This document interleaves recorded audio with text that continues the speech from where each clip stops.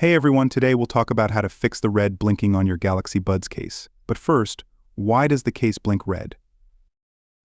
Your Galaxy Buds case blinks red when charging is blocked or the battery is low. The common causes include a low battery, extreme temperatures, or a clogged charging slot. Let's dive into the best solutions to fix the issue. Firstly, plug in your Galaxy Buds. They blink red when the battery is lower than 30%. The light blinks slowly until you plug in your case. Once you notice this, plug in your case and let it charge. Check if the blinking continues. If it does, let the case cool down. Galaxy Buds are affected by extreme temperatures.